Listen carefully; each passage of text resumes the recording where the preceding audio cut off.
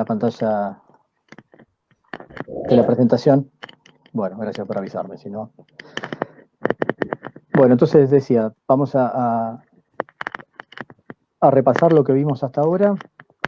El primer tema fue cinemática y ahí lo que intentamos hacer fue predecir el movimiento de un cuerpo que se movía bajo ciertas condiciones. No nos preocupábamos mucho por cuáles eran las causas que habían generado ese movimiento, sino que lo que queríamos era, sabiendo que el cuerpo se movía bajo ciertas condiciones, ver si podíamos predecir cuál iba a ser su posición o su velocidad en un instante de tiempo posterior. Para eso definimos un vector que llamamos vector velocidad instantánea en función del vector posición. El vector posición es un vector que definimos en función de un sistema de coordenadas cartesianas arbitraria que definimos nosotros, con un origen de coordenadas en un punto también definido por nosotros y dos direcciones perpendiculares, y que nos permite definir la posición de un cuerpo en cualquier instante de tiempo. Ese vector va a tener componentes asociadas con esas direcciones perpendiculares y tendremos tantas componentes como direcciones tenga el movimiento del cuerpo. En general no vamos a trabajar más que con dos, pero uno podría trabajar en tres dimensiones o incluso en algunos casos, cuando el movimiento se desarrolla en una dirección, a veces necesitamos solamente un eje para referenciar la posición del cuerpo. Entonces, en función de esa posición, la derivada de ese vector posición respecto del tiempo me da lo que conocemos como velocidad instantánea. Son todas cantidades vectoriales, tanto la posición como la velocidad. Y si la velocidad del móvil está cambiando en el tiempo, podemos definir otra cantidad que le llamamos como aceleración, que me tiene en cuenta los cambios en esa velocidad respecto del tiempo, se define a través de la derivada, lo que implica la derivada segunda, acá esto está mal, ¿no? Esto es la derivada segunda del vector R, después lo corrijo eso. Esto es la derivada segunda del vector posición respecto del tiempo, no de la coordenada de X, sino del vector. Lo que hicimos fue estudiar situaciones en las que este vector aceleración era constante, y esas situaciones las llamamos movimiento uniformemente acelerado. Nos concentramos en ese tipo de situaciones porque nos permiten describir un montón de situaciones reales, en particular todos los movimientos que están asociados con cuerpos que se mueven sobre la superficie de la Tierra regidos por la atracción gravitatoria. Entonces, si planteamos la situación de que la aceleración era constante, pudimos encontrar expresiones que nos permitían predecir la posición y la velocidad de un móvil en cualquier instante de tiempo posterior al que el movimiento se había iniciado, integrando esas expresiones, integrando la expresión de aceleración igual a constante, igual a dv a dt, y después integrando dr dt igual a b, obteníamos lo que conocemos como las expresiones de cinemática, que me dan la posición del cuerpo en función, a cualquier instante de tiempo t, en función de las condiciones iniciales, es decir, la posición al tiempo inicial, al tiempo t0, la velocidad al tiempo inicial y la aceleración del cuerpo, que acuérdense que estamos suponiendo que es constante. De la misma manera podemos conocer el vector velocidad a partir de la velocidad inicial y de la aceleración en cualquier instante de tiempo. Como estas son expresiones vectoriales, implica que cada una de estas cantidades tiene una componente en cada una de las direcciones perpendiculares, las que hemos definido en nuestro sistema de coordenadas. En particular, vamos a trabajar, como les decía, solamente con dos. Uno podría trabajar en el espacio con tres dimensiones, pero sería simplemente extender esto a una más. Y para los movimientos que nos interesa analizar, dos dimensiones son más que suficientes en general. Entonces tenemos dos ecuaciones escalares asociadas a esta ecuación vectorial, que son simplemente las coordenadas de cada uno de estos vectores asociados en cada una de las direcciones perpendiculares. Entonces tenemos una ecuación para la componente en X de la posición, que va a depender de la componente en X de la posición inicial, de la componente en X de la velocidad inicial y de la componente en X de la aceleración. Lo mismo para la componente en Y de la posición del móvil a lo largo del tiempo. Entonces lo importante que tenemos que ver acá es que estas ecuaciones están completamente desacopladas. Para encontrar la componente en X de la posición a un cierto instante de tiempo, yo solo necesito conocer las componentes en esa dirección de las condiciones iniciales del movimiento, es decir, de la posición, de la velocidad y de la aceleración. Lo mismo pasa por la velocidad. Cada una de las componentes de la velocidad en las dos direcciones perpendiculares va a estar asociada a las componentes de los vectores velocidad inicial y aceleración en esas direcciones específicas. Y no se mezclan para nada.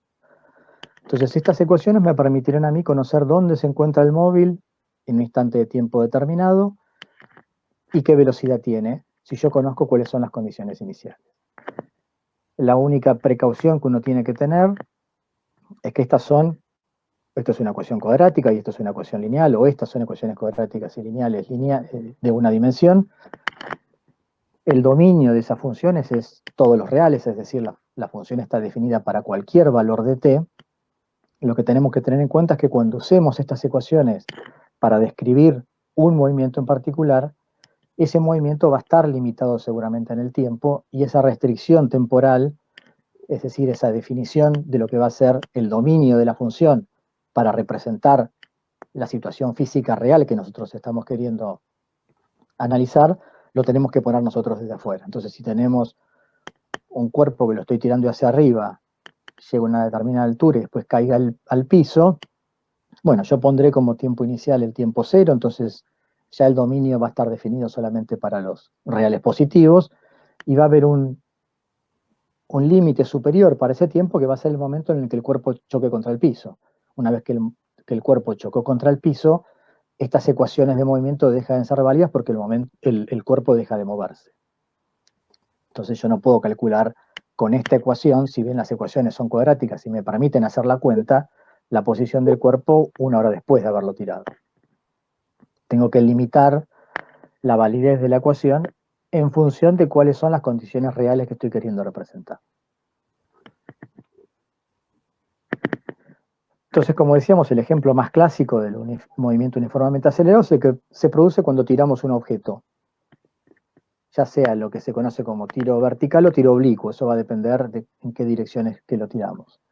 En ese caso, el cuerpo se va a mover bajo la acción de la aceleración de la gravedad, que está escrita acá en forma vectorial de esta manera. La aceleración de la gravedad solamente tiene componente en el eje X,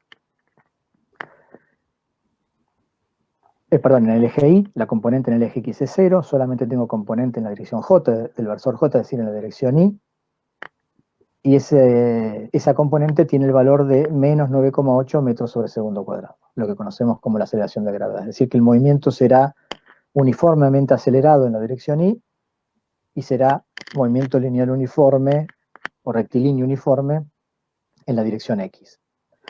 Si reemplazamos los valores de las componentes de la aceleración en las ecuaciones de cinemática, lo que vemos es que tenemos una ecuación para la posición, que es una ecuación lineal, y una ecuación en la componente X, y una ecuación para la componente en Y de la posición, que es una ecuación cuadrática.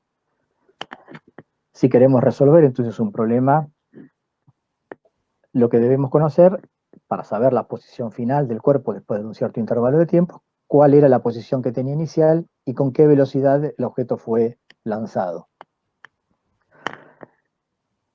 Si reemplazamos los valores de las componentes de la aceleración en las ecuaciones, en la ecuación de velocidad en función del tiempo, lo que vemos es que la componente en el eje X se mantiene constante, es decir, que si yo el objeto lo tiro con una cierta componente en el eje X, se va a mover durante todo el movimiento con esa componente sin cambiar, porque justamente no hay aceleración en esa dirección, y en el eje Y el movimiento sí va a estar acelerado y la velocidad en esa dirección va a ir cambiando con el tiempo según esta expresión que tenemos acá. Fíjense que si la componente inicial de la velocidad solamente tiene, si la velocidad inicial solamente tiene componente en la dirección Y, el movimiento se desarrolla solo en esa dirección. Si B0x es 0, quiere decir que la velocidad en el eje X es 0 y la componente X de la posición se mantiene constante. Entonces el cuerpo, si yo lo tiro con componente solamente en la dirección Y, lo que va a hacer es lo que conocemos como el movimiento de tiro vertical, y solo tendré que resolver la componente Y de la posición y la componente Y de la velocidad para describir el movimiento de ese cuerpo, con las expresiones que están escritas acá abajo. Como esto es una ecuación cuadrática, la forma de la gráfica de la posición en función del tiempo, en este caso de la coordenada Y en función del tiempo, será una parábola con concavidad hacia abajo, y en este caso, bueno, yo grafiqué una en particular que corresponde a un movimiento que arranca desde el origen con una cierta velocidad inicial positiva, es decir, velocidad que está apuntando hacia arriba en el eje Y.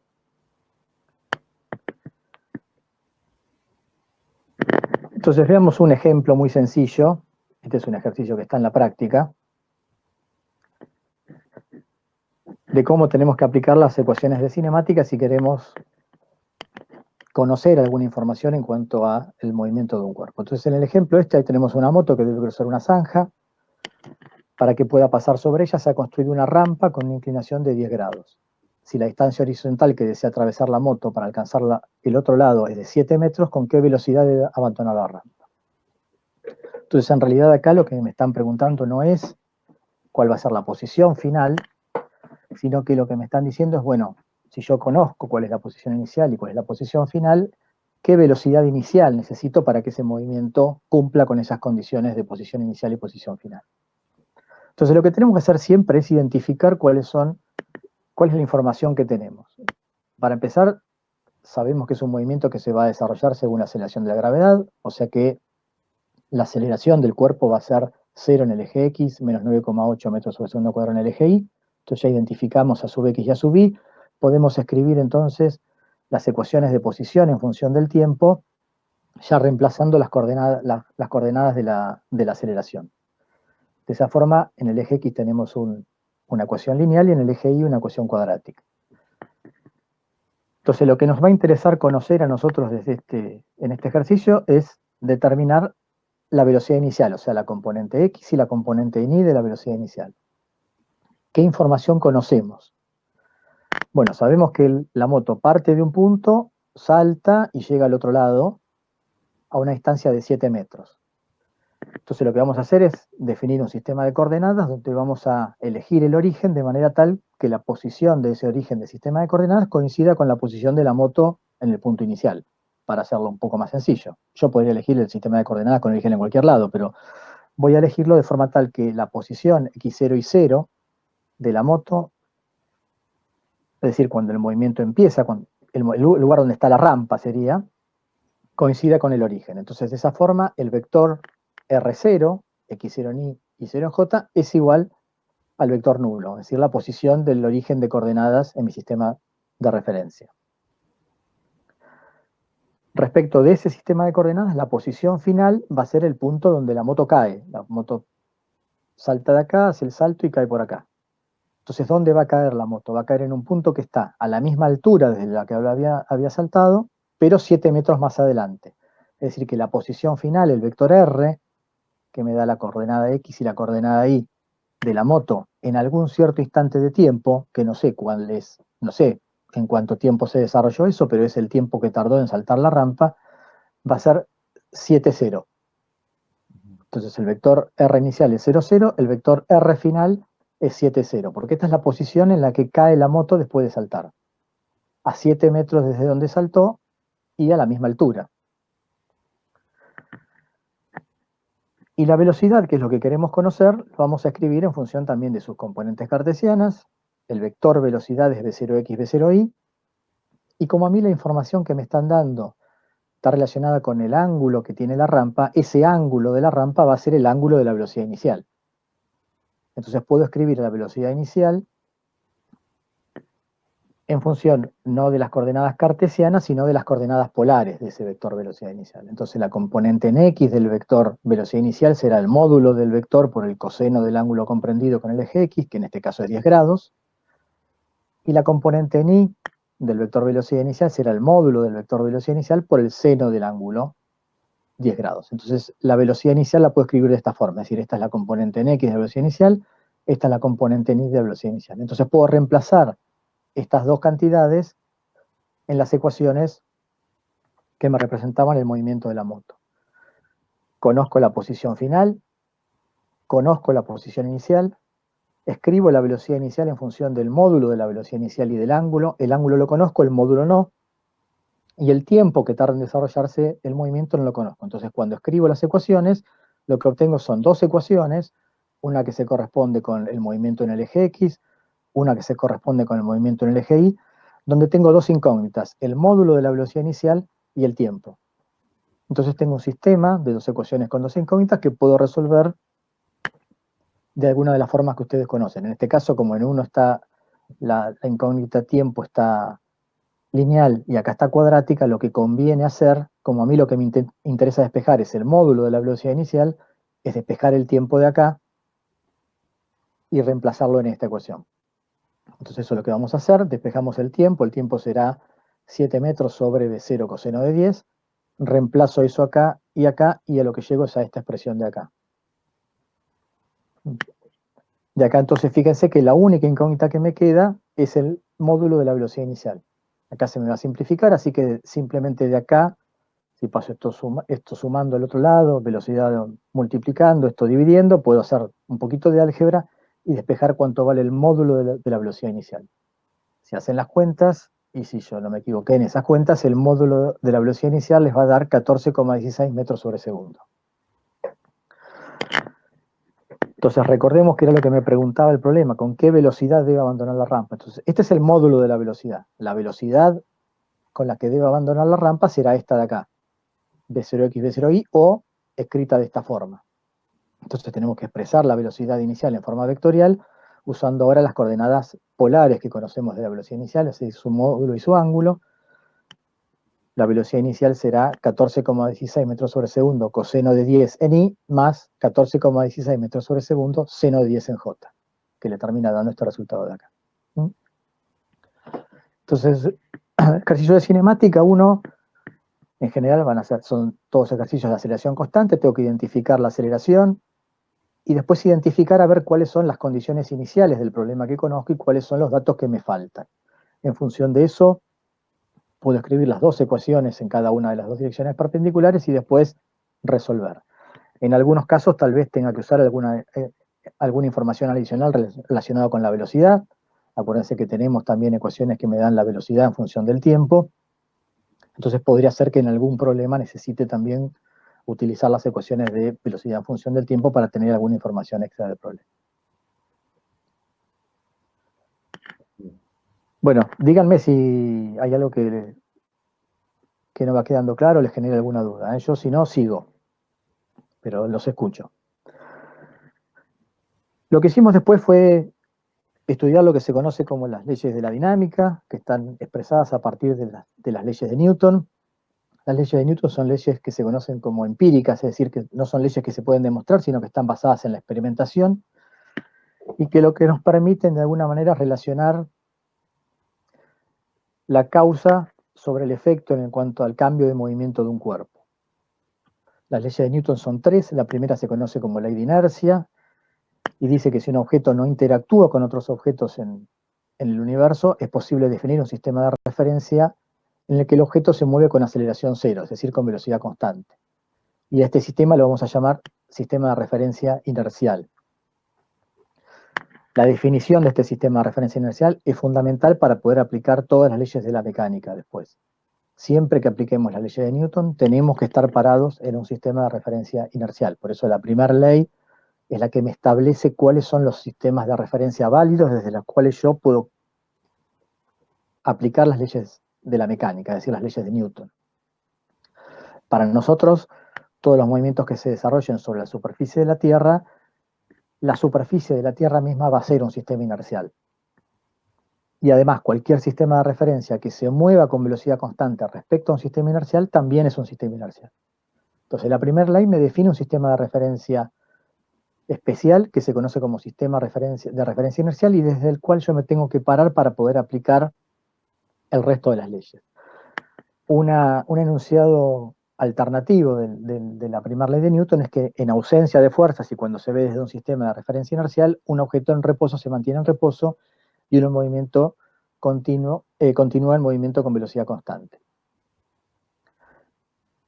Lo importante para tener en cuenta de la primera ley es que la primera ley me habla de ausencia de fuerzas, objeto que no interactúa, lo que conocemos como partícula libre o objeto libre. Es una construcción ideal, no existe en la naturaleza ningún objeto que no interactúe con ningún otro, todos interactúan de alguna u otra manera, pero es una construcción ideal que nos permite a nosotros definir el sistema de referencia inercial. Pero tiene que ser un objeto que no interactúe con ningún otro objeto. Es decir, no tiene que haber fuerzas todavía acá. La segunda ley, una vez que ya establecimos cuál es el sistema de referencia inercial, va a ser la que me permita relacionar el efecto que tiene una fuerza sobre el movimiento de un objeto. Entonces la segunda ley lo que dice es que cuando se ve desde un sistema de referencia inercial, es decir, cuando yo analizo el problema desde un sistema de referencia inercial, la aceleración que experimenta un objeto es directamente proporcional a la fuerza neta aplicada sobre él e inversamente proporcional a su masa. Se puede elegir una constante de proporcionalidad igual a 1, de forma tal que podamos relacionar a la fuerza neta, la aceleración y la masa a través de este enunciado matemático de la segunda ley, que es la expresión conocida sumatoria de fuerzas igual a masa por aceleración. Entonces lo que tenemos es que la fuerza resultante, la sumatoria de fuerzas, es la suma vectorial sobre todas las fuerzas que están actuando sobre un cuerpo. La resultante de todas esas fuerzas, lo que conocemos como fuerza neta o fuerza resultante, va a ser igual a la masa del cuerpo por la aceleración. Es decir, que un conjunto de fuerzas aplicadas sobre un cuerpo me producen una única aceleración en ese cuerpo. Y la constante de proporcionalidad entre esa fuerza neta y la aceleración es lo que conocemos como la masa, que ya vimos que es una cantidad intrínseca de cada cuerpo y no depende de las condiciones en las cuales ésta sea medida. Nuevamente, tanto la fuerza como la aceleración son cantidades vectoriales, lo cual implica que esta ecuación vectorial va a tener asociada tantas ecuaciones escalares como direcciones perpendiculares en el sistema de referencia yo tenga en el movimiento. Entonces, dependiendo de la necesidad, podré plantear una, podré plantear dos o podré plantear tres ecuaciones escalares asociadas con la segunda ley, que me van a relacionar las componentes en X de la fuerza resultante, la componente en X de la fuerza resultante con la componente en X de la aceleración, la componente en Y de la fuerza resultante con la componente en Y de la aceleración, y la componente en Z de la fuerza resultante con la componente en Z de la aceleración. Nuevamente, todas las ecuaciones están desacopladas y no hay mezcla de componentes entre ellas. A partir de esta definición también lo que hicimos fue definir lo que era la condición de equilibrio y dijimos que un cuerpo se encontraba en equilibrio si la fuerza resultante que actuaba sobre él era igual a 0. En esas condiciones, si la fuerza resultante era el vector nulo, la aceleración del objeto sería 0.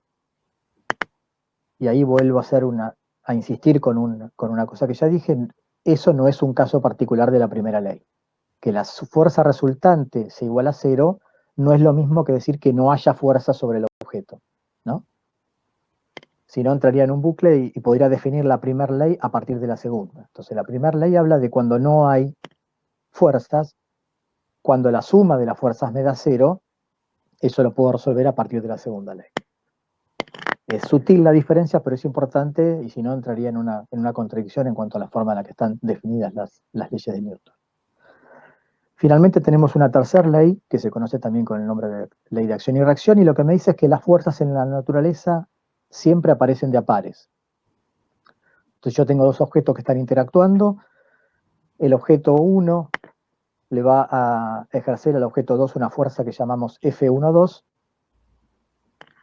y el objeto 2 le va a ejercer al objeto 1 una fuerza igual y opuesta que llamamos F21, de forma tal que los vectores van a tener el mismo módulo, la misma dirección y sentido opuesto. Entonces, siempre que haya dos objetos en la naturaleza, entre ellos va a haber fuerzas de interacción y la fuerza que el objeto 1 le haga al objeto 2 será igual y opuesta a la que el objeto 2 le haga al objeto 1. Siempre hay que tener en cuenta que estos pares de fuerza, acción y reacción están aplicados sobre objetos distintos. Este está aplicado sobre el objeto 1, esta fuerza está aplicada sobre el objeto 2. Nunca un par acción y reacción puede estar aplicado sobre el mismo objeto. Hablamos de diferentes tipos de fuerza, y una en la que hicimos bastante hincapié fue la fuerza de roce o fuerza de fricción, que es una fuerza que aparece cuando intentamos mover un objeto sobre una superficie. Lo que se observa es que cuando intentamos generar ese movimiento aparece una cierta resistencia que tiene que ver con la interacción que se produce en las superficies, y esa interacción se modela a través de lo que se conoce como la fuerza de roce o la fuerza de fricción, que es una fuerza que actúa oponiéndose al movimiento relativo, ya sea incipiente, es decir, al que se produciría si no hubiera fricción entre las superficies, o al movimiento real de las superficies en contacto. Cuando hablamos de movimiento incipiente, estamos hablando de una situación en la cual no hay movimiento relativo entre las superficies. Por eso vamos a hablar en esa situación de fuerza de roce estática. Cuando hablamos de movimiento real, o sea, de deslizamiento real de las superficies, hablaremos entonces de fuerza de roce cinética. Si graficamos el comportamiento de las fuerzas de roce, vamos a ver que esos dos regímenes están bien diferenciados. Tenemos primero lo que se conoce como región cinética, región estática, es decir, que hay una región en la cual la fuerza de roce actúa cuando aún no hay deslizamiento entre las superficies en contacto. Entonces el ejemplo es que yo apoyo un libro sobre la mesa y lo quiero empezar a empujar y el libro no se mueve. Entonces, en la medida que yo haga una fuerza chiquita, va a aparecer entre la superficie de la mesa y el libro una fuerza de fricción o fuerza de roce que se va a oponer al movimiento incipiente del libro respecto a la mesa. ¿Por qué incipiente? Porque sería el movimiento que se produciría si no estuviera esa fuerza de roce. Si yo apoyo el libro sobre una superficie bien lisa, como puede ser una superficie de hielo, y a una pequeña fuerza el movimiento ya se va a empezar a desarrollar, porque no hay interacción entre esas dos superficies. En el caso en el que haya una interacción, que haya una fricción, y yo quiera empezar a poner en movimiento el cuerpo, si yo veo que efectivamente el cuerpo no se mueve, eso implica que tiene que haber una fuerza actuando sobre el libro en dirección opuesta a la que yo estoy aplicando. Entonces esa fuerza de roce se opone a ese movimiento incipiente que está queriendo aparecer entre las superficies en contacto. Por ende, el valor de la fuerza de roce en esas condiciones es igual a la fuerza que yo aplico. Si yo aplico 1 newton para intentar ponerlo en movimiento y el libro no se mueve, la fuerza de roce tiene que ser igual a 1 newton y en la misma dirección y con sentido opuesto. De forma tal que la sumatoria de fuerzas, según la segunda ley, me dé igual a 0 y la aceleración del cuerpo sea 0 y el cuerpo se mantenga en equilibrio. Y a medida que yo aumento esa fuerza que aplico, la fuerza de roce aumenta junto con la fuerza que yo hago. Yo hago 2, la fuerza de roce vale 2, yo hago 3, la fuerza de roce vale 3, pero eso no puede pasar en forma indefinida. En algún momento, si yo sigo aumentando la fuerza, el libro empieza a moverse. Y el momento en el que el libro empieza a moverse es porque yo superé este punto que está acá, que me determina la fuerza de roce estática máxima que puede existir entre dos superficies. Se puede ver que ese valor de fuerza de roce estática máxima es proporcional a la normal que la mesa le hace al libro. Y la constante de proporcionalidad es un coeficiente que llamamos coeficiente de roce estático y que depende de las características de las superficies en contacto.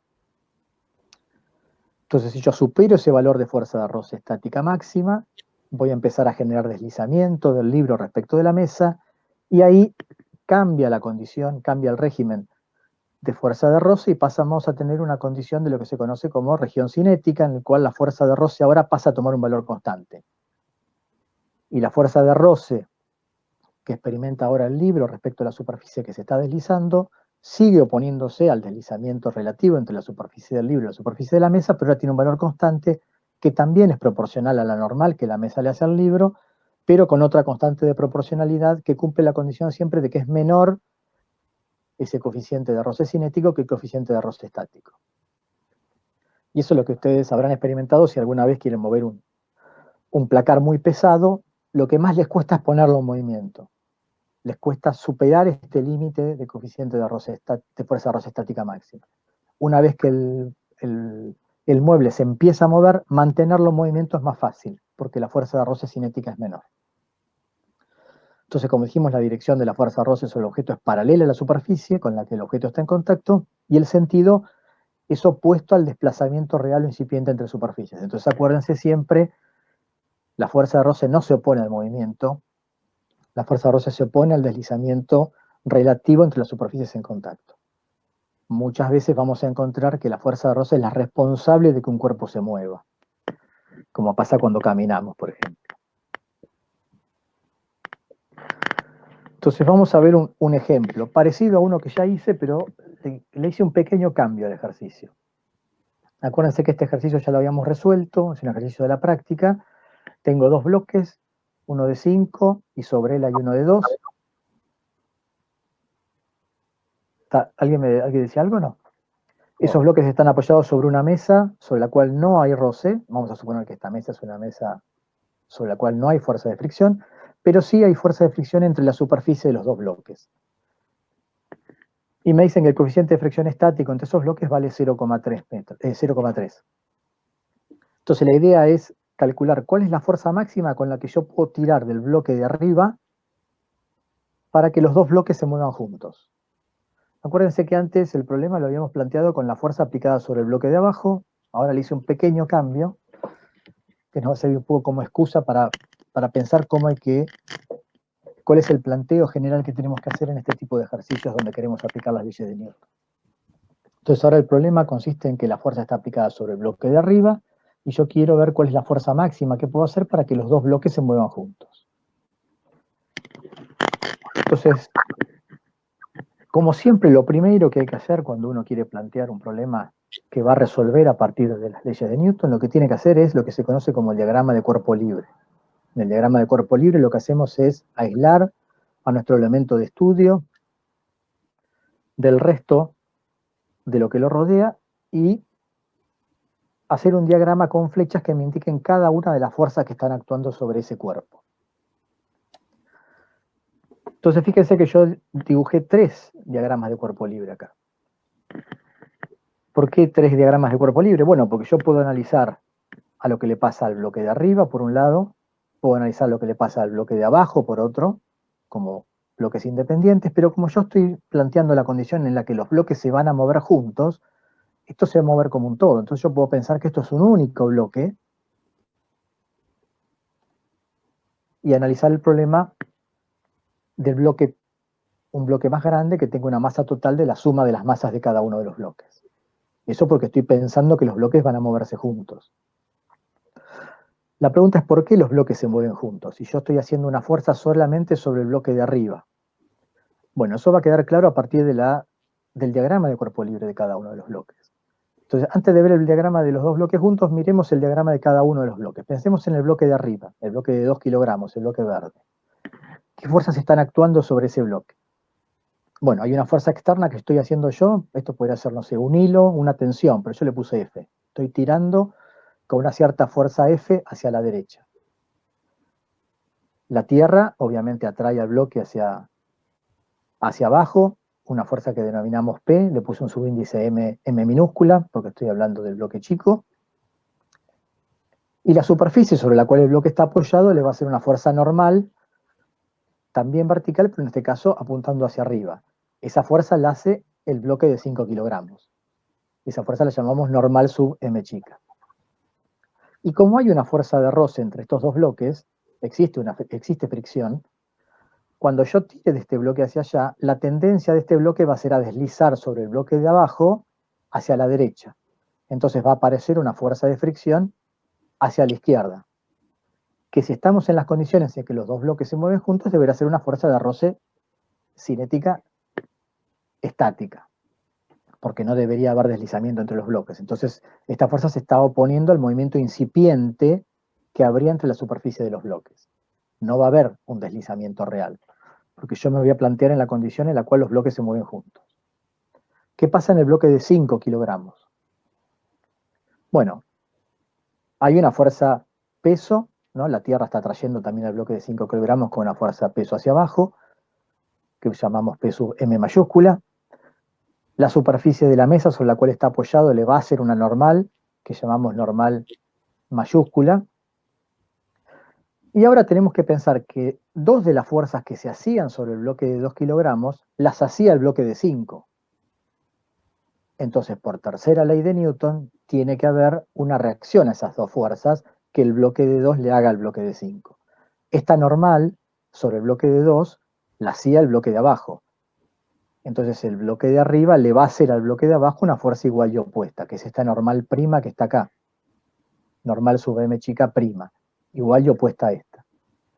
Y esta fuerza de roce que experimenta el bloque de arriba hacia la izquierda, también la hace el bloque de abajo. Por lo tanto, el bloque de arriba le va a hacer al bloque de abajo una fuerza de fricción igual y opuesta. Entonces, a partir de este diagrama podemos entender por qué el bloque de abajo se va a mover. ¿Por qué se mueve el bloque de abajo junto con el de arriba? Bueno, porque la fuerza de fricción que existe entre las dos superficies en contacto, al bloque de abajo lo acelera hacia la derecha, es decir, en el mismo sentido que el bloque de arriba. Lo que queremos nosotros es ver cuál es la fuerza máxima para que puedo aplicar acá, para que esta condición de que la fuerza que mueva el bloque de abajo junto con el bloque de arriba se mantenga en la condición estática. Entonces, si se va a mantener esa condición estática, no hay deslizamiento, esto se mueve como un todo, puedo plantear el diagrama de cuerpo libre de los dos bloques juntos. Ese es bastante más sencillo, porque ahí ¿qué tengo? Tengo el peso total, o sea, el peso de los dos bloques juntos, la fuerza peso experimentada por los dos bloques juntos, como si fuera un solo bloque de 7 kilogramos, la normal que el piso le hace a este nuevo bloque de 7 kilogramos, y la fuerza externa con la que yo estoy tirando.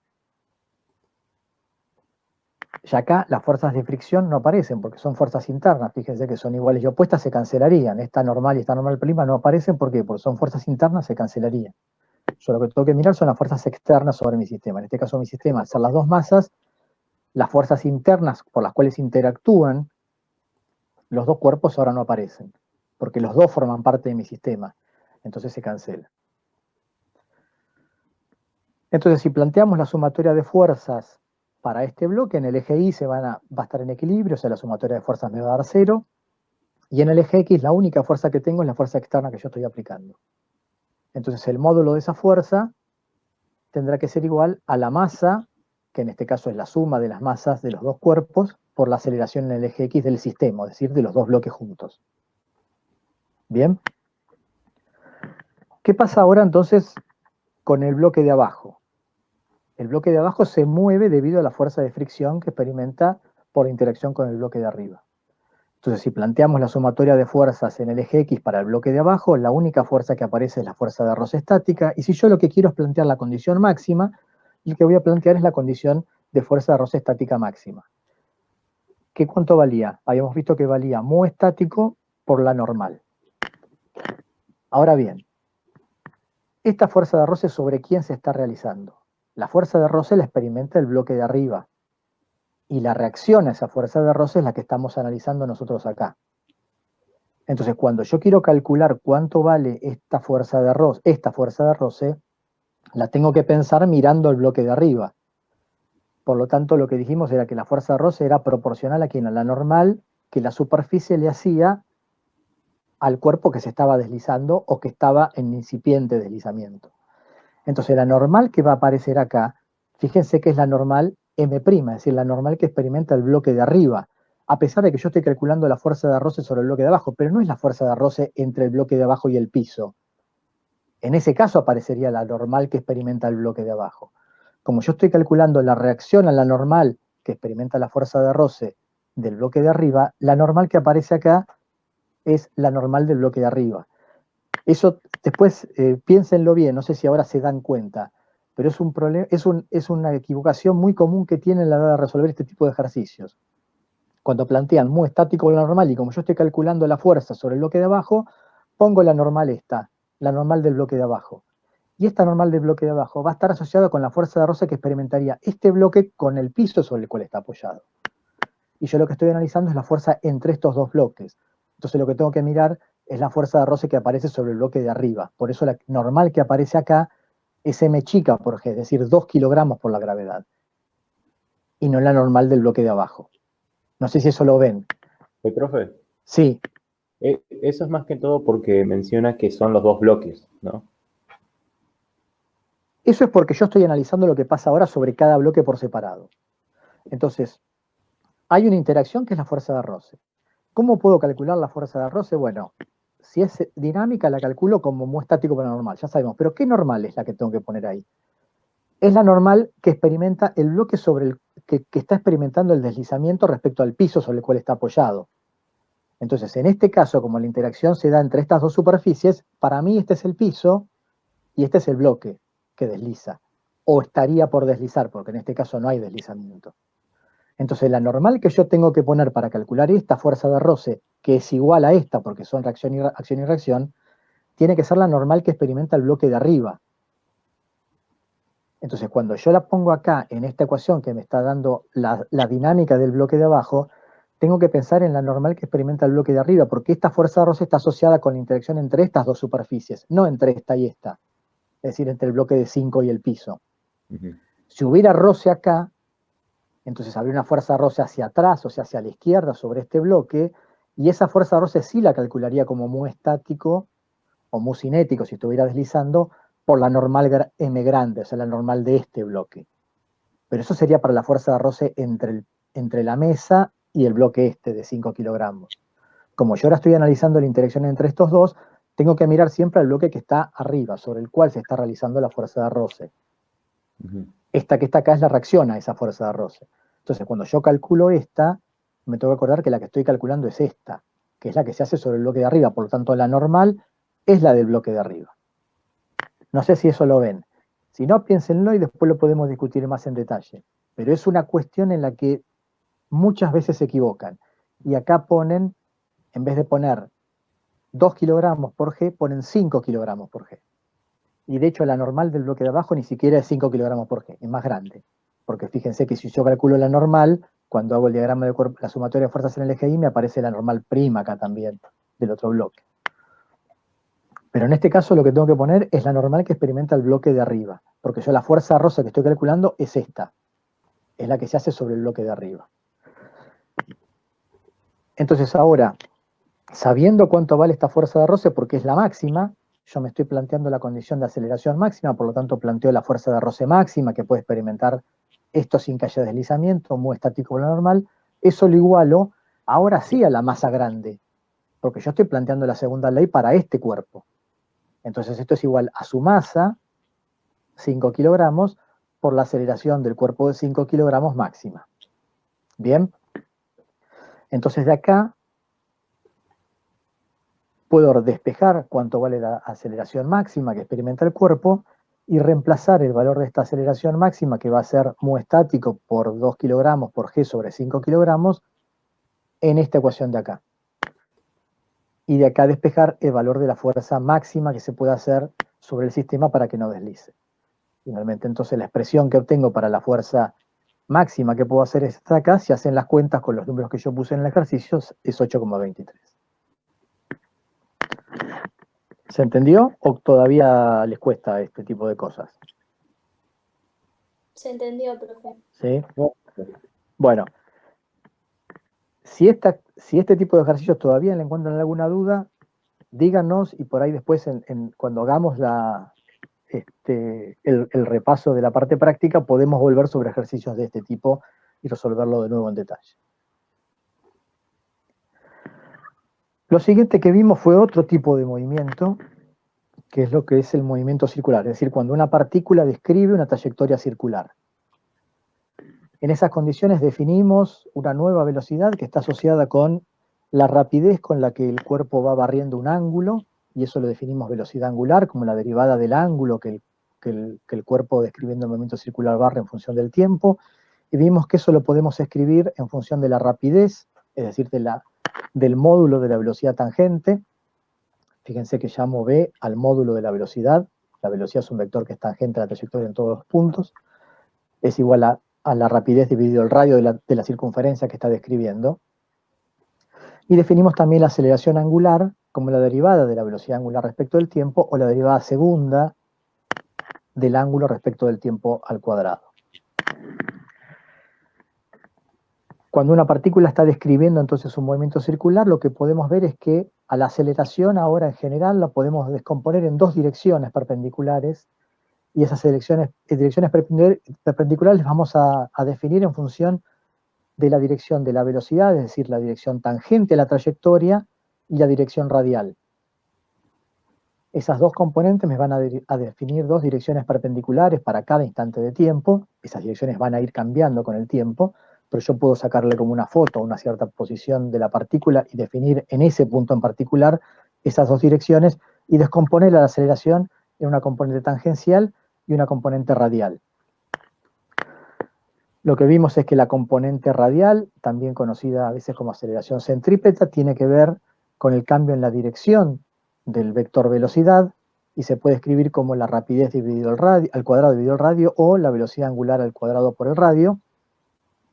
Y la aceleración tangencial tiene que ver con el cambio en el módulo de la velocidad respecto del tiempo, es decir, con el cambio de la rapidez respecto del tiempo.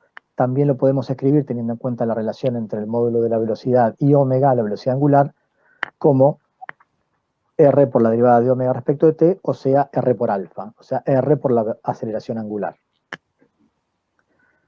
Este es el movimiento más general, pero muchas veces se puede describir un movimiento circular con módulo de velocidad constante, es decir, con velocidad angular constante. A ese movimiento lo vamos a llamar movimiento circular uniforme.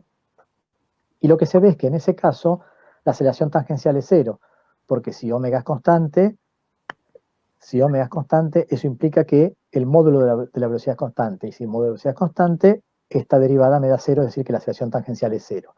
En esas condiciones, la aceleración entonces solamente apunta en la dirección radial, es decir, que tiene solamente la dirección que apunta hacia el centro de la circunferencia, perpendicular a la dirección de la velocidad,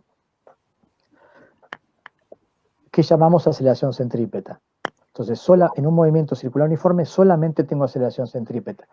Pero es una condición necesaria para que el movimiento circular se desarrolle. Es decir, yo puedo no tener aceleración tangencial, pero si tengo un movimiento circular, sí o sí tengo que tener una aceleración centrípeta para que la velocidad esté cambiando de dirección constantemente. Si no, obviamente no puede haber un movimiento circular. En un movimiento circular uniforme puedo definir un periodo, que es el tiempo que la partícula tarda en describir una vuelta completa, y eso por definición será la longitud de la circunferencia dividido el módulo de la velocidad, que también puedo escribir como 2π sobre la velocidad angular, y la inversa del periodo es la frecuencia, que es la cantidad de ciclos por unidad de tiempo, la cantidad de vueltas por unidad de tiempo que da la partícula, que va a estar definida por la velocidad angular dividido 2π. Si aplicamos la segunda ley al movimiento circular uniforme, lo que vemos entonces es que como necesitamos que haya una componente de aceleración en la dirección radial, es decir, la aceleración centrípeta, para que el movimiento circular se desarrolle tiene que haber una fuerza neta aplicada en la dirección radial. Si yo no tengo una fuerza neta aplicada en la dirección radial, no puedo tener un movimiento circular. Necesito que alguna fuerza me provea de esta aceleración en la dirección radial para que la partícula esté cambiando de dirección constantemente. Entonces esta ecuación es la aplicación de la segunda ley al movimiento circular uniforme. A su vez, en los casos en los que tenemos movimiento con aceleración angular constante, podemos, de la misma forma que lo hicimos para la cinemática en el plano, encontrar ecuaciones de cinemática que me describan la posición, en este caso medida en forma angular, de la partícula para cualquier instante de tiempo, con expresiones muy similares a las que teníamos para el movimiento en el plano, pero ahora con cantidades expresadas en función del movimiento angular. Es decir, que puedo conocer el ángulo barrido en un cierto intervalo de tiempo a partir del ángulo inicial, la velocidad angular inicial y la aceleración angular. Y lo mismo para la velocidad angular en un cierto intervalo de tiempo, o en un cierto momento de tiempo.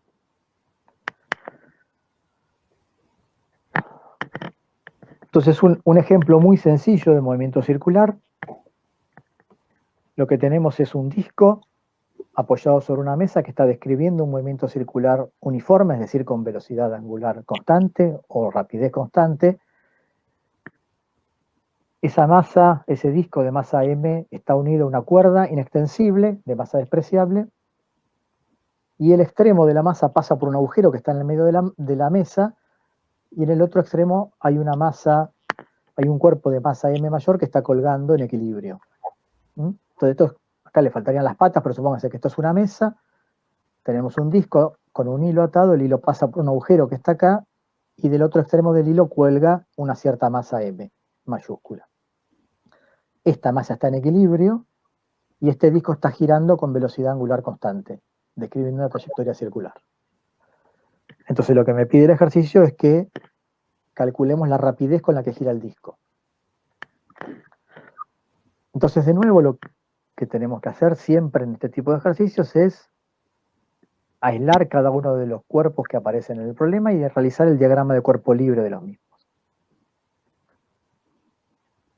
Entonces la masa m mayúscula que está colgando acá, el cubo este que está colgando, si realizamos el diagrama de cuerpo libre, ¿qué fuerzas están actuando sobre él? Bueno, está el peso, que apunta hacia abajo y es la fuerza que hace la Tierra trayéndolo. Y este hilo, del cual está atado, le va a realizar una tensión en la misma dirección, vertical, pero en sentido opuesto, es decir, hacia arriba. Vamos a llamar a esa tensión 1. Y no tengo más fuerza sobre ese cuerpo.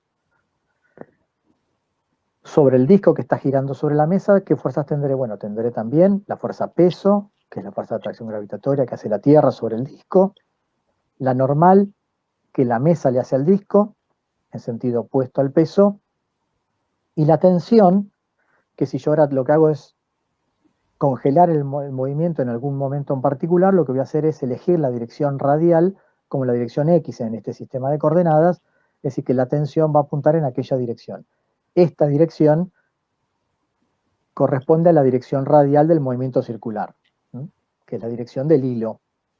Entonces lo que tengo es una fuerza de tensión que apunta hacia allá. Y lo que hacemos ahora es plantear la segunda ley de Newton para cada uno de los cuerpos. Lo que tenemos que tener en cuenta es que como el hilo es inextensible, el módulo de esta tensión 1, es decir, la tensión con la que el hilo tira hacia arriba, tiene que ser igual al módulo de la tensión con la que se está tirando del disco. Y a ese módulo de las dos tensiones lo voy a llamar T. Entonces, la segunda ley para el bloque que está colgando, lo que me dice es que en el eje Y, la sumatoria de fuerzas, que va a ser T, o sea, el módulo de esta tensión, menos el módulo del peso, que es M por G, M mayúscula por G, tiene que ser igual a 0 porque lo que me dice el problema es que este bloque está en equilibrio. O sea que esto tiene que ser igual a 0. La aceleración del bloque M grande es 0. De acá entonces puedo despejar cuánto vale la tensión, el módulo de la tensión. El módulo de la tensión será la masa del bloque grande por la gravedad. ¿Qué me dice la segunda ley para el bloque, para el disco? En este caso lo que voy a elegir es la dirección X para analizar. La sumatoria de fuerzas en el eje X es igual a la tensión. ¿Y a qué tiene que ser igual a la tensión? Bueno, a la masa por la aceleración en esta dirección. ¿Pero cuál es esta aceleración? Esta aceleración es la aceleración centrípeta que está experimentando el disco, porque el disco está describiendo una trayectoria circular. Es decir, que la aceleración en la dirección radial, que acá yo lo puse como dirección X, es lo que llamamos aceleración centrípeta del movimiento circular uniforme. Es decir, que la tensión tiene que ser igual a la masa por rapidez al cuadrado sobre el radio, que es el valor de la aceleración centrípeta.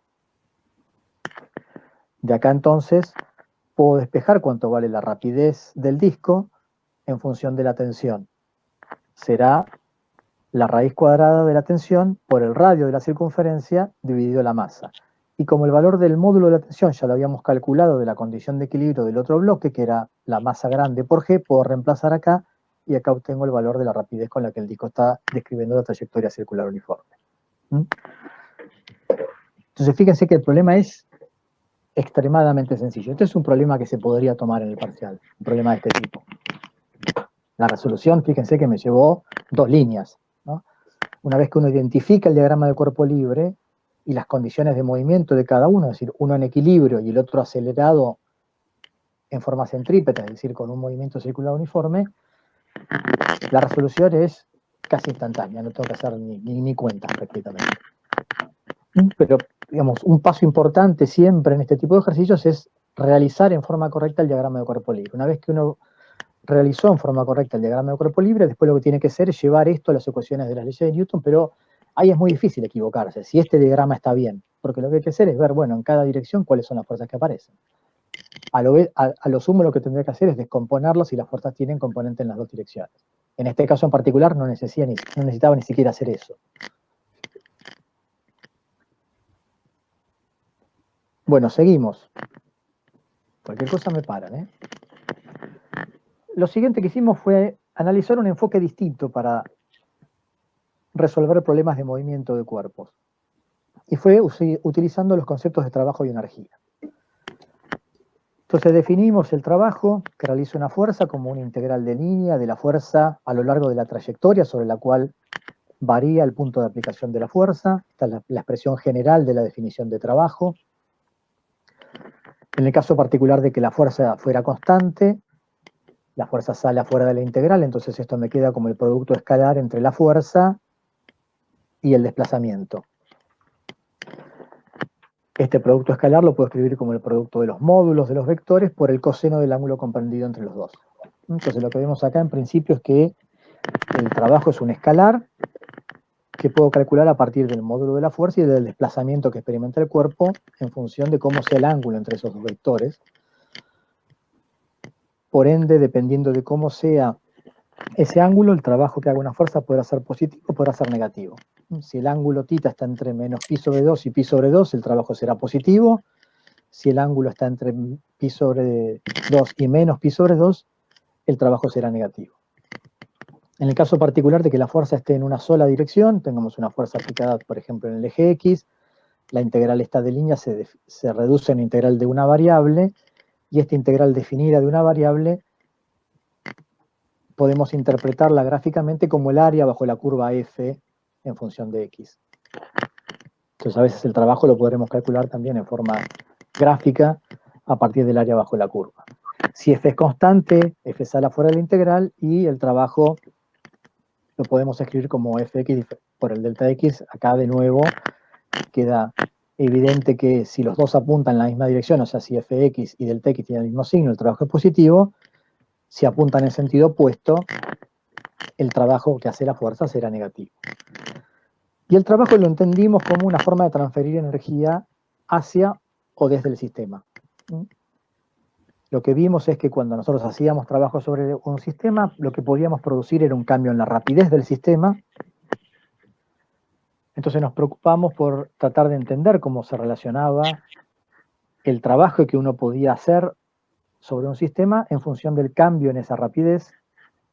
Para eso lo que hicimos fue tomar como sistema a una partícula de una masa m, movida bajo la acción de una fuerza neta que llamábamos F hacia la derecha, es decir, que solamente tenía componente en el eje X, para hacerlo un poco más sencillo en cuanto a las cuentas. La partícula cambiaba su velocidad de una velocidad inicial a una velocidad final a lo largo de un cierto desplazamiento, que se daba solamente en la dirección X. Entonces calculamos el trabajo neto, que es la integral de la fuerza neta diferencial de R. Como esto está solo dado en la dirección X, podemos reescribir el trabajo en la integral de línea en una integral de una dimensión. Reemplazamos la fuerza neta por la aceleración usando la segunda ley, y después hicimos un cambio de variable, de la variable X a la variable velocidad, de forma tal que la integral quedó expresada de esta manera. Y el trabajo neto, entonces, lo podíamos escribir como el cambio en esta cantidad, un medio de m por la rapidez al cuadrado, entre la rapidez final y la rapidez inicial. A esta cantidad, un medio de m por la rapidez, lo llamamos energía cinética de la partícula. Y es la energía cinética que tiene una partícula asociada con su rapidez. Lo que este resultado nos está mostrando es lo que se conoce como el teorema de trabajo y energía cinética, y que establece que cuando se realiza trabajo sobre un sistema y el único cambio en el sistema está asociado a su rapidez, el trabajo neto realizado sobre el sistema es igual al cambio en energía cinética del mismo. Es decir, que el trabajo neto, fíjese que este es el trabajo neto, este es el trabajo de toda la fuerza neta, es decir, la suma de los trabajos de todas las fuerzas aplicadas sobre el sistema será igual al cambio en la energía cinética del sistema.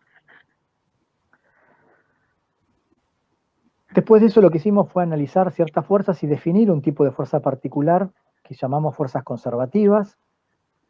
El nombre de conservativa después se hizo un poco más evidente cuando introdujimos el teorema de conservación de energía mecánica. Y las fuerzas conservativas vimos que tenían dos propiedades equivalentes. Por un lado, su dependencia del vector posición es tal que el trabajo que realiza esa fuerza lo podemos expresar como la variación de una cierta cantidad que llamamos U, y que depende de la posición, evaluado en el punto inicial y en el punto final, solamente, independientemente de la trayectoria por la cual el punto de aplicación de la fuerza se movió. Esa cantidad U lo llamamos energía potencial asociada a la fuerza, y es una función de las coordenadas del punto de aplicación de la fuerza. Es decir, que el trabajo de una fuerza conservativa, que es la integral entre un punto inicial y un punto final de F escalar diferencial de R, lo podemos escribir como una cierta cantidad U, que llamamos energía potencial, evaluada en el punto inicial, menos esa misma cantidad U evaluada en el punto final, o sea, en las coordenadas iniciales y finales. Esto también lo podemos escribir como menos delta U, ¿no? Porque el delta sería el U en el punto final menos U en el punto inicial. O sea que esto es menos el delta U. Y como vemos, no depende de la trayectoria por la cual la partícula se movió, por la cual fue variando el punto de aplicación de la fuerza. Solamente depende de las coordenadas iniciales y las coordenadas finales. De esta relación podemos ver que uno puede conocer la expresión de la fuerza a partir de conocer la expresión de la ecuación de la energía potencial, Si la fuerza solamente estuviera en una dirección, la fuerza, la componente en X de la fuerza sería menos la derivada de U respecto de X. Si tuviera más coordenadas, bueno, debería ser la derivada parcial de la energía potencial respecto de cada una de las coordenadas para tener la componente en la dirección asociada de la fuerza. La otra propiedad equivalente que tienen las fuerzas conservativas es que el trabajo realizado por una fuerza conservativa a lo largo de una trayectoria cerrada es cero.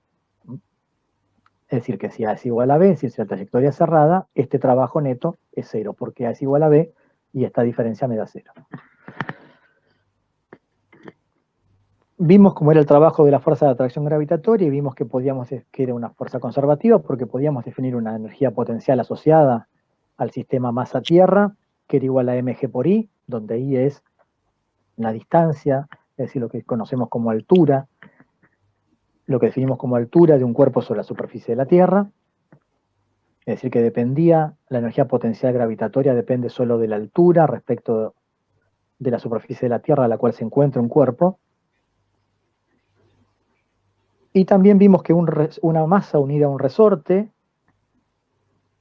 la fuerza de restitución elástica que experimenta también es una fuerza conservativa y podríamos definir una energía potencial elástica asociada al sistema masa-resorte como un medio de K por X al cuadrado, donde X es el desplazamiento del resorte respecto de su posición de equilibrio.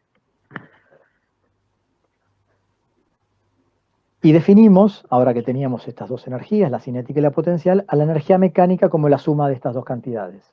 La energía mecánica de un sistema será la suma de la energía cinética del sistema más la energía potencial del sistema, donde la energía cinética del sistema es la suma de las energías cinéticas de cada una de las componentes del sistema.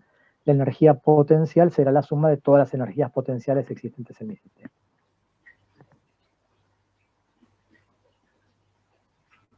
Lo que vimos entonces es que si tenemos un sistema aislado y en ese sistema aislado las únicas fuerzas que realizan trabajo son conservativas, la energía mecánica del sistema permanece constante. Y ese enunciado es lo que se conoce como el teorema de conservación de energía mecánica.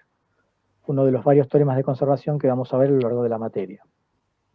Y tal vez uno de los más importantes. Entonces, si en un sistema aislado, es decir, acuérdense, un sistema aislado es un sistema que no interactúa con su entorno, las fuerzas que realizan trabajo son conservativas, la energía mecánica del sistema permanece constante. Es decir, la energía cinética o la energía potencial va a ser una constante del sistema a lo largo de todo el desarrollo del tiempo.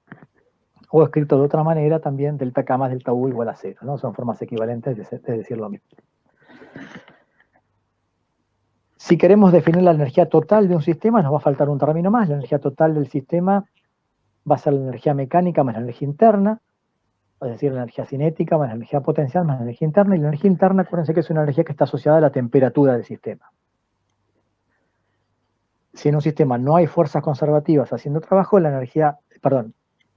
hay fuerzas no conservativas haciendo trabajo, que también llamamos fuerzas disipativas, la energía mecánica del sistema ya no va a ser conservada, no va a ser una constante, pero la energía total sí, por ser un sistema cerrado.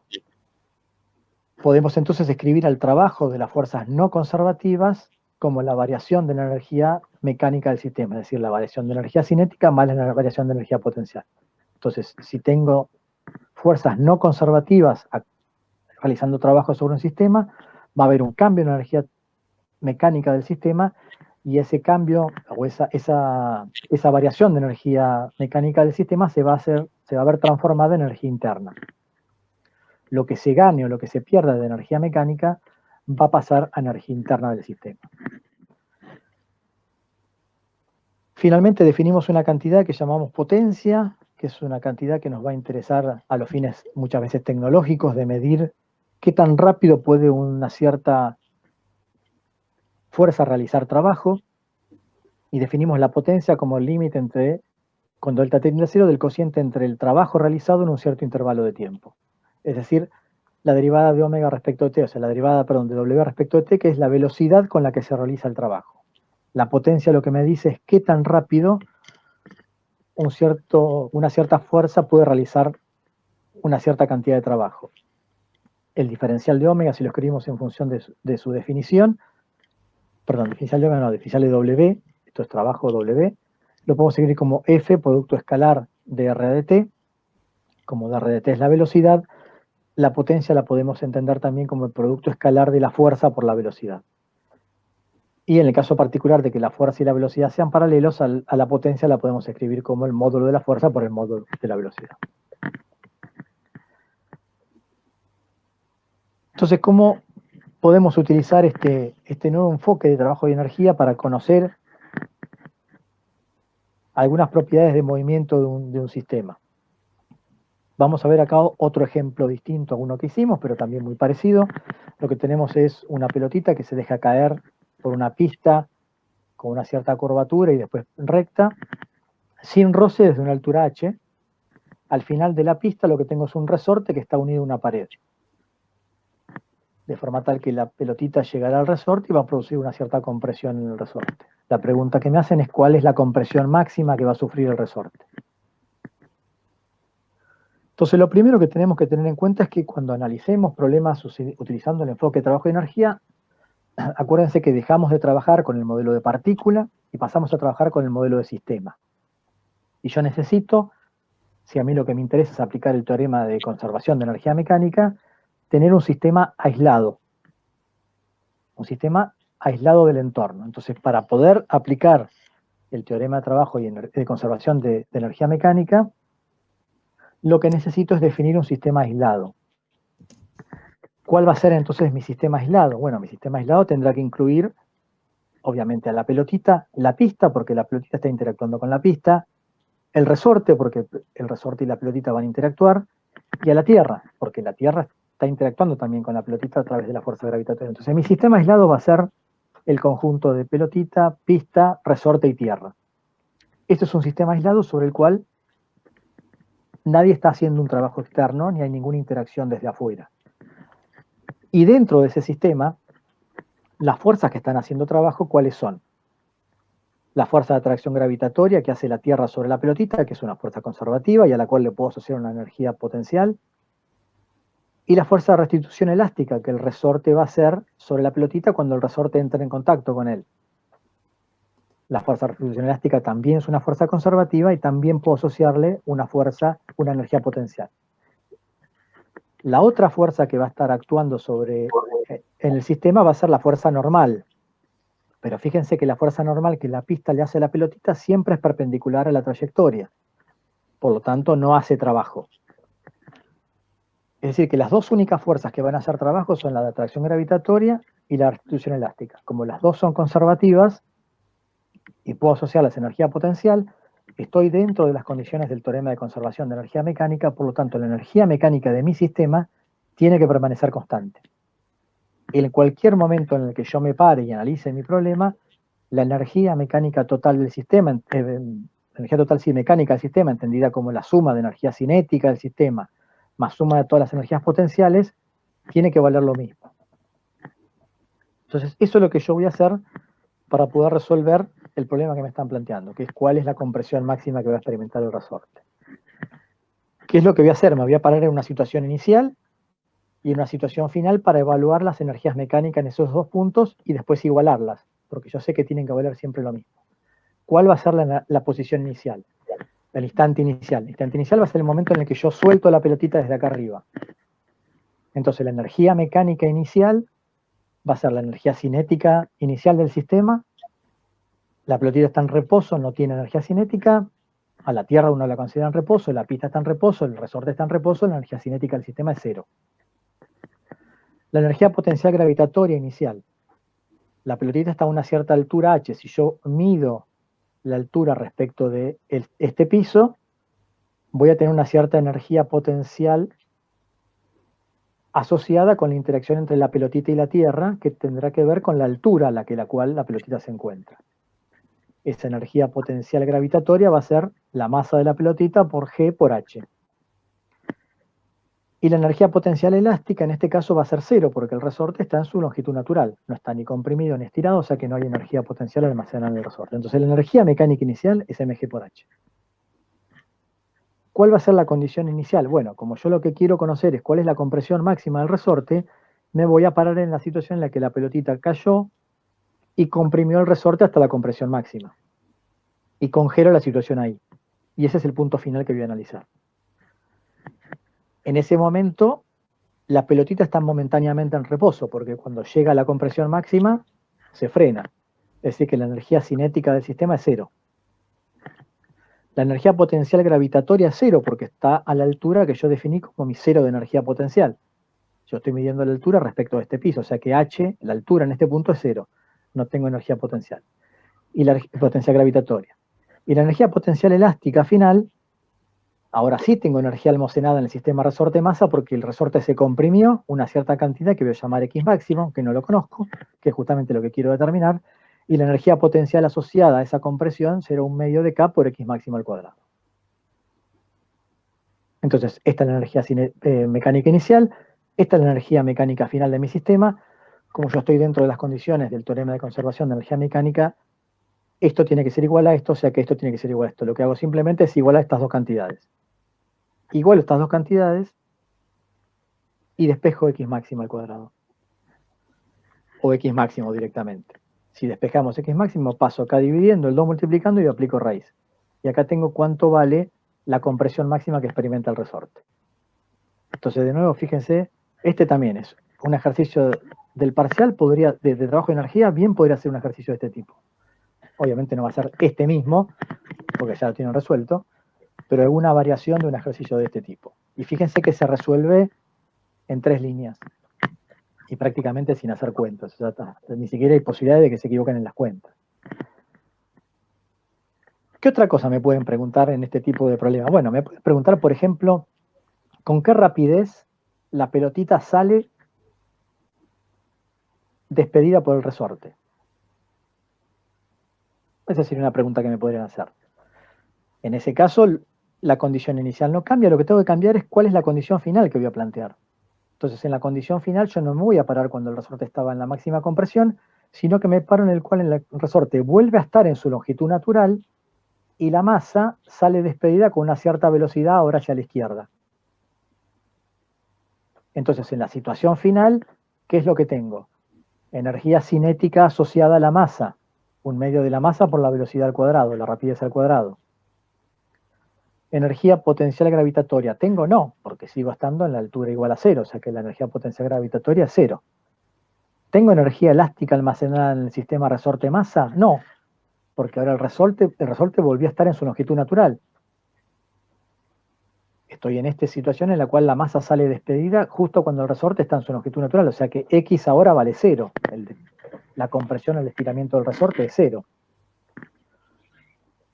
Por lo tanto, la energía potencial elástica es cero. Es decir, que la energía mecánica final va a ser solamente la energía cinética con la que la pelotita sale despedida al resorte, o sea, un medio de la masa por la velocidad al cuadrado. Lo que hago nuevamente es igualar esto con esto y despejar de ahí cuánto vale la velocidad o la rapidez con la que la masa sale. Si me lo quisieran complicar un poquito más, me podrían decir, supónganse que la compresión máxima del resorte son 10 centímetros, ¿cuánto vale la velocidad de la masa cuando comprimió el resorte 5 centímetros? Entonces, en ese caso, cuando plantee la condición de energía mecánica final, voy a tener un término de energía cinética porque la masa se va a estar moviendo con una cierta rapidez, y un término de energía potencial elástica almacenada a lo que se comprimió el resorte hasta ese instante, o sea, 5 centímetros. La única incógnita en ese caso será la rapidez. ¿Sí? Entonces siempre, en este caso, planteando la conservación de energía mecánica, me pueden hacer un montón de preguntas. Me podrían preguntar con qué rapidez llega la masa a la mitad de altura de la altura inicial, ¿no? Entonces yo tendría que plantear la situación final en la cual tengo energía potencial gravitatoria, mg por h sobre 2, y una cierta energía cinética, un medio de la masa por la rapidez al cuadrado. Entonces lo que tengo que identificar es eso. ¿Cuál es la situación inicial en la cual supuestamente tengo que conocer la energía mecánica? Porque a partir de esa es a partir de la cual yo voy a calcular lo que pasa en la otra situación y ver qué es lo que pasa en esa situación final que a mí me plantea el problema, cómo está distribuida la energía mecánica en cada uno de los términos de energía cinética, potencial elástica y potencial gravitatoria. Una complicación más que me podrían hacer en este tipo de ejercicios es decirme, bueno, ahora en realidad acá, en vez de haber una pista sin roce, acá tengo roce. Entonces acá tengo una cierta pérdida de energía mecánica asociada con la fuerza de roce, por lo tanto ahora en lugar de estas dos cosas ser iguales, lo que voy a tener es que la variación de la energía mecánica tiene que ser igual al trabajo de la fuerza de roce, es decir, menos fuerza de roce por la distancia recorrida. Entonces en lugar de ser estas dos cantidades iguales, lo que voy a tener es una pérdida de energía mecánica debido al trabajo de la fuerza de roce. ¿Estamos hasta acá? Sí. Sí, profe. Bueno, entonces ya casi terminando, el último tema que vimos la semana pasada, movimiento armónico simple, lo que hicimos fue tratar de describir el movimiento que describe, valga la redundancia, o del movimiento que realiza una masa unida al extremo de un resorte. Cuando yo estiro, comprimo un resorte y suelto la masa, ver qué forma o de qué manera puedo describir matemáticamente el movimiento que esa masa estaba realizando.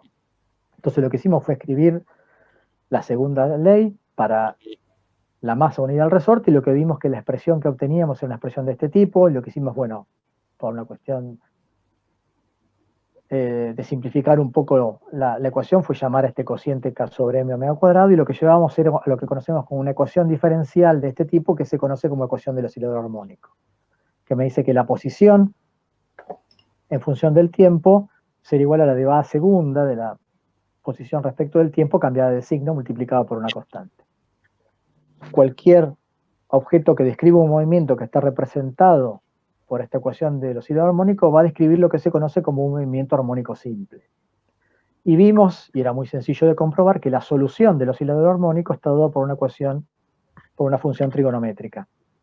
Es decir, que la posición en función del tiempo de esta masa unida al resorte se puede escribir como la amplitud, una cierta amplitud A, por el coseno de omega t más una fase inicial. A, como dijimos, es la amplitud, o sea, el valor máximo de la posición de la partícula en la dirección X positiva o negativa. En el caso de un resorte es el máximo estiramiento y la máxima compresión del resorte. Omega es la frecuencia angular, tiene unidades de 1 sobre segundo y es una medida de qué tan rápido se realizan las oscilaciones. Y phi es lo que llamamos como el ángulo de fase inicial. Que, al igual que A, se puede determinar de la posición y de la velocidad al tiempo inicial, o sea, al tiempo cero.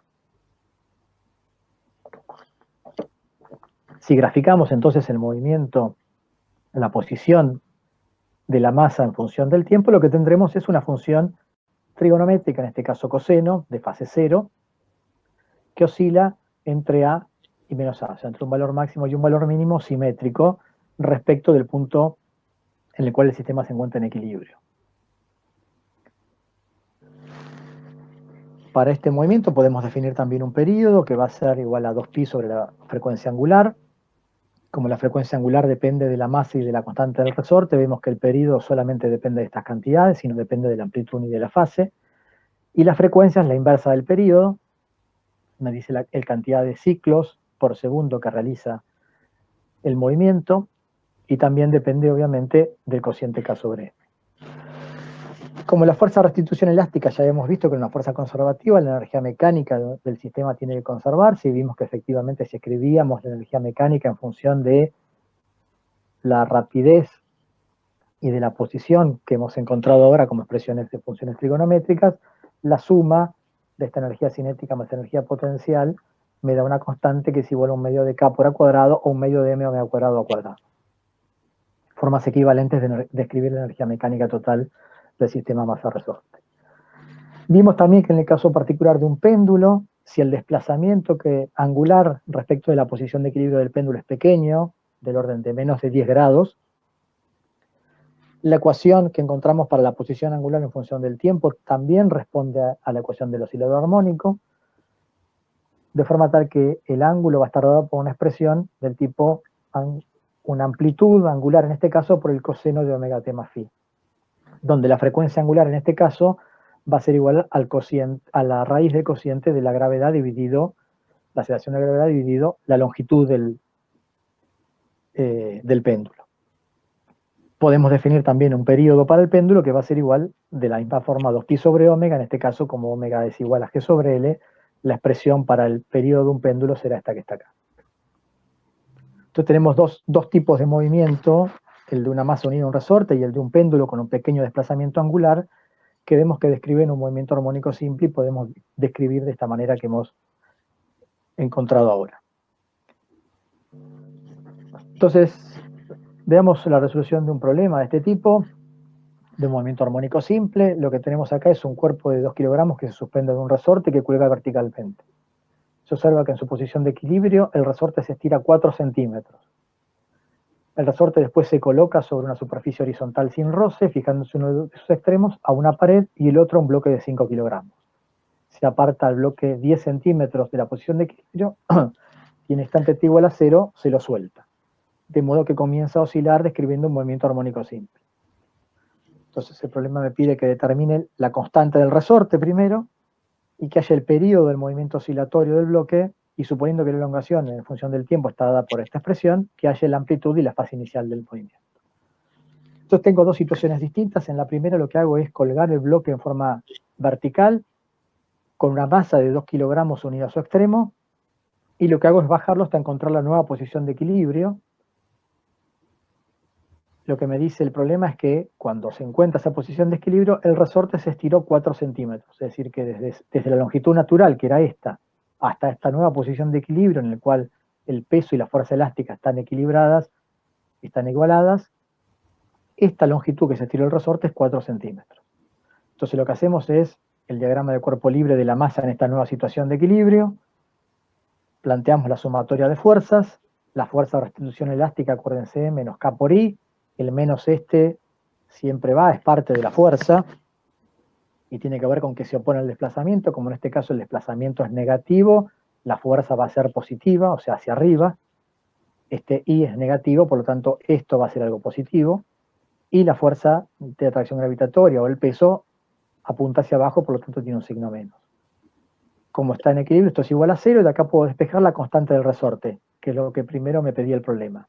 En este caso, lo que tenía era una masa de 2 kilogramos, y el desplazamiento era de menos 4 centímetros, o sea, menos 0,04 metros, y reemplazo en esta expresión, lo que obtengo es una constante del resorte positiva de 490 newton por metro.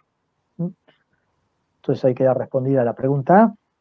La constante del resorte es 490. Lo que hacemos ahora es ese mismo resorte, pegarle una masa de 5 kilogramos y ponerlo en una condición horizontal.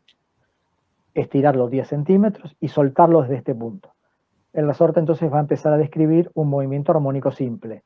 Se va a comprimir y se va a estirar entre un punto de máxima compresión, que va a ser 10 centímetros respecto de su posición de equilibrio, y un punto de máximo estiramiento que va a ser también 10 centímetros respecto de su posición de equilibrio hacia el otro lado. Lo primero que me pide es hallar el período del movimiento oscilatorio del bloque. Entonces acuérdense que el período lo definimos como 2pi sobre la frecuencia angular. La frecuencia angular es la raíz de k sobre m, es decir, que el período es igual a 2pi sobre la raíz de m sobre k. En este caso, la masa que tenemos unida al resorte es de 5 kilogramos, reemplazamos por 5 kilogramos, reemplazamos por la constante del resorte que calculamos recién, esto me da 0,63 segundos como periodo de oscilación. Es decir, que en 0,63 va a describir un movimiento completo de ida y vuelta. Lo que me dicen ahora es que si el movimiento lo puedo representar por una función trigonométrica coseno con esta expresión de acá, tengo que hallar cuánto vale la amplitud y cuánto vale la fase. Entonces acuérdense que la amplitud y la fase los puedo conocer de las condiciones iniciales, es decir, de la posición al tiempo cero y de la velocidad al tiempo cero. Lo que voy a hacer entonces es escribir la expresión de x de t a t igual a 0, cuando t es igual a 0, x vale a por el coseno de, si esto es 0 me queda el coseno de phi, y lo que me dicen es que yo estoy partiendo desde la posición de un estiramiento de 10 centímetros, o sea que la posición a tiempo cero es 0,1 metros. Cuando el tiempo es 0 yo estoy acá. La posición al tiempo 0 vale 0,1 metros, o sea 10 centímetros. Y la velocidad, en función de t, la puedo escribir derivando la expresión de coseno, o sea que me va a dar menos AW seno de omega t más phi. Y la velocidad a tiempo 0 es 0, porque yo el resorte lo estiro 10 centímetros y al tiempo 0 lo suelto desde esa posición. O sea que la velocidad inicial con la que se empieza a mover el resorte es 0. O sea que la velocidad a tiempo cero, que es menos a por omega por el seno de phi, reemplazar t igual a 0 acá, es igual a 0. Si esto es 0, o a o omega o el seno de phi tiene que valer 0, pero ni a ni omega pueden valer phi, por lo tanto el seno de phi tiene que valer 0, por lo tanto la fase tiene que valer 0. Si la fase vale 0, puedo reemplazar en la expresión 1, a por el coseno de 0 tiene que valer 0,1 metros, el coseno de phi, el coseno de 0 vale 1, por lo tanto la amplitud es 0,1 metros. Entonces conocemos la amplitud y la fase a partir de las condiciones iniciales. Este también es un ejercicio muy típico, este está en la práctica, este lo saqué de la práctica nueva, que si no está online lo va a estar en un rato, en el transcurso del día debería estarlo. Este también es un ejercicio que se podría tomar de movimiento armónico simple. También fíjense que es un ejercicio realmente muy sencillo y que se resuelve en pocas líneas. Entonces, el tipo de ejercicios que vamos a tomar van a ser de este tipo que yo resolví acá en general. Son ejercicios muy conceptuales, para los cuales no tienen que hacer muchas cuentas. Lo que sí es importante es que ustedes entiendan los conceptos fundamentales y sepan aplicarlos para la resolución. Pero la resolución en sí de los ejercicios siempre va a ser muy sencilla como estos que les planteé acá. Porque justamente lo que le estamos pidiendo es que resuelvan 5 ejercicios en 1 hora y media. Entonces no les podemos pedir ejercicios con 4 incisos, con 5 incisos, en los que tengan que hacer un montón de deducciones y un montón de cuentas. Entonces van a ser siempre ejercicios en cuanto a la resolución matemática, simples, pero en los cuales tienen que demostrar que saben aplicar los conceptos que explican